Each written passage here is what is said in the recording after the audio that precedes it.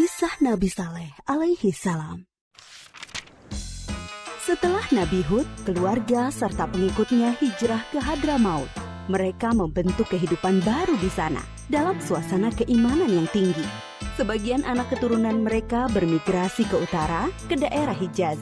Di sana mereka membuat pemukiman baru dan berkembang turun-temurun. Bangsa baru ini dikenal sebagai bangsa Tsamud atau kaum Tsamud.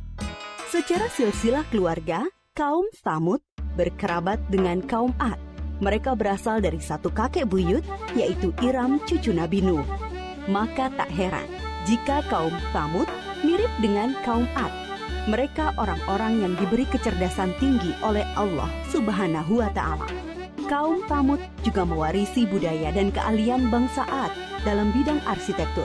Mereka membuat bangunan megah di tanah datar dan membuat gunung-gunung untuk dijadikan rumah. Kaum Tsamud sangat mahir dalam ilmu pahat. Mereka membuat relief-relief yang indah. Kota mereka yang terkenal adalah Al-Hijr.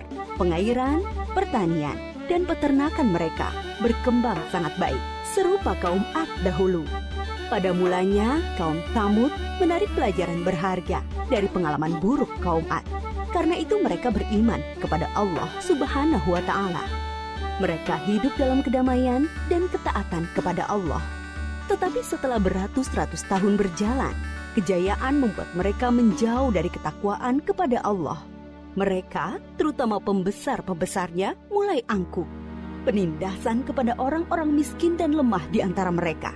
Kebohongan, kecurangan menjadi biasa bagi mereka.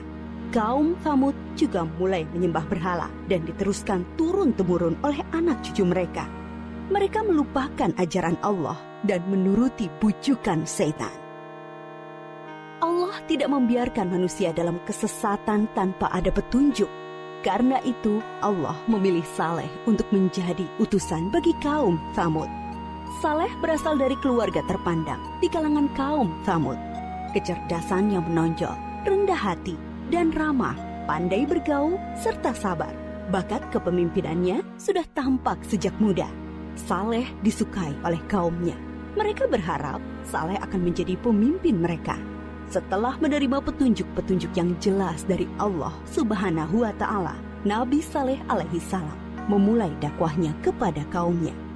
Hai kaumku, sembahlah Allah.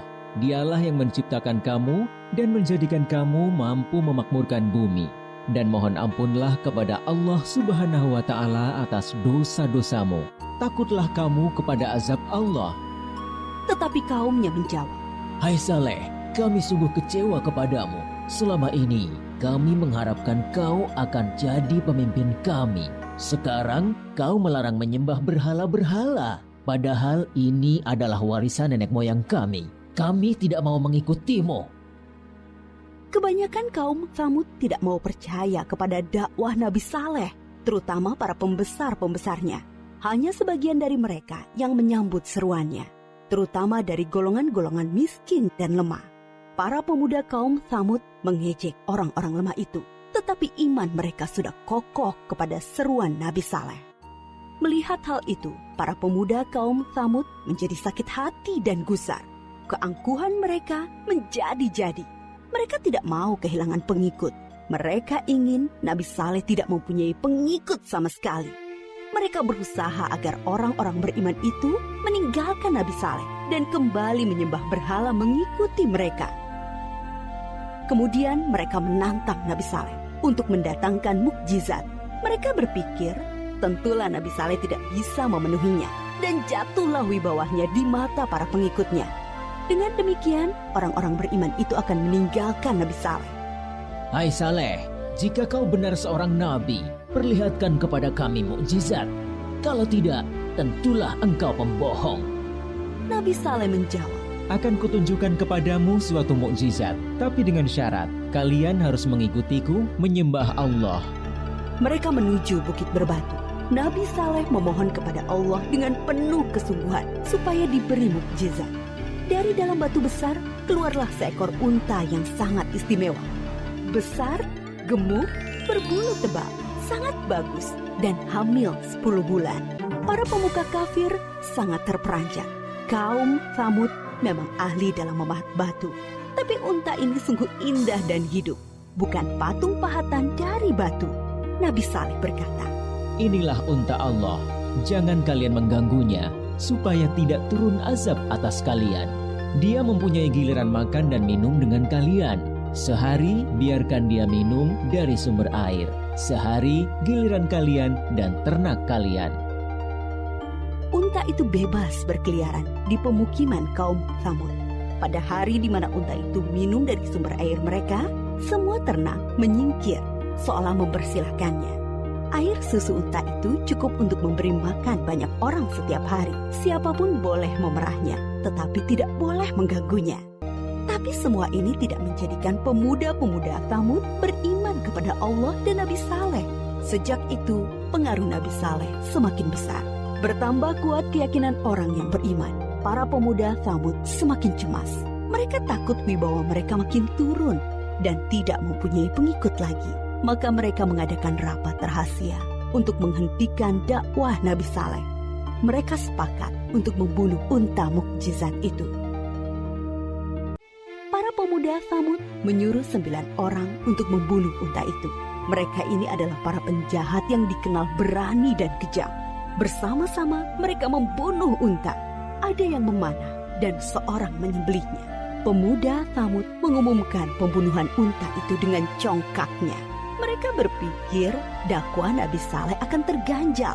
Tentu banyak orang beriman yang akan meninggalkannya karena mukjizat yang sudah tidak ada. Masyarakat sangat sedih dan ketakutan mendengar kabar itu. Mereka sedih karena tidak bisa lagi minum air susu unta ajaib itu dan takut azab Allah akan benar datang menimpa mereka. Para pemuda Tsamud mendatangi Nabi Saleh dengan angkuh dan penuh rasa kemenangan.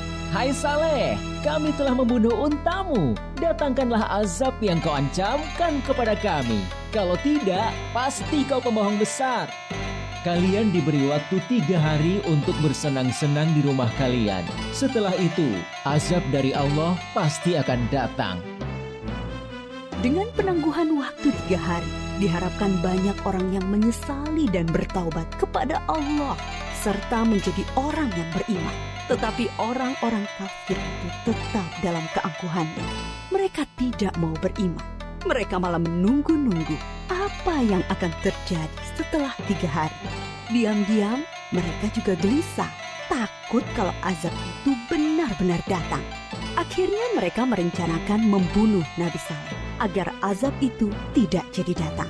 Mereka mengutus kembali 9 orang yang telah membunuh unta untuk membunuh Nabi Saleh. Tetapi niat mereka digagalkan oleh Allah. Ke-9 orang itu mati ditimpa batu dari langit ketika menuju rumah Nabi Saleh. Nabi Saleh dan pengikutnya kemudian hijrah ke Palestina. Menjelang hari datangnya azab, Nabi Saleh sangat sedih meninggalkan Al-Hijr, membayangkan azab Allah akan menimpa kaum satu kampung halamannya. Aku telah menyampaikan kepada kalian ajaran Allah, tetapi kalian tidak menyukai kebenaran. Kemudian Nabi Saleh berangkat menuju Palestina bersama sekitar 110 pengikutnya. Setelah 3 hari berlalu, terdengar suara sangat keras menggelegar dari langit. Petir menyambar dan bumi berguncang karena gempa dahsyat. Semua orang kafir itu mati mengenaskan. Bangunan yang mereka banggakan banyak yang ambruk. Binasalah kaum Tsamud yang durhaka. Sampai saat ini, sisa-sisa pemukiman kaum Tsamud berupa rumah dan gedung dari batu yang dipahat masih bisa dilihat di Saudi Arabia dan merupakan situs bersejarah dunia. Kaum Tsamud dibinasakan oleh Allah dengan azab yang singkat tapi dahsyat. Mereka diazab karena tidak mengesahkan Allah dan tidak mau mengikuti utusan Allah, yaitu Nabi Saleh. Mereka memilih mengikuti syaitan. Dan walaupun yang membunuh unta hanya beberapa orang, tetapi orang kafir yang lainnya merestui. Mereka mendiamkan perbuatan jahat di antara mereka. Kisah kaum Tsamud mengajarkan kepada kita keharusan taat kepada Allah dan Rasul-Nya, serta pentingnya amar ma'ruf nahi mungkar dalam masyarakat, yaitu menyuruh kepada kebaikan dan melarang kemungkaran.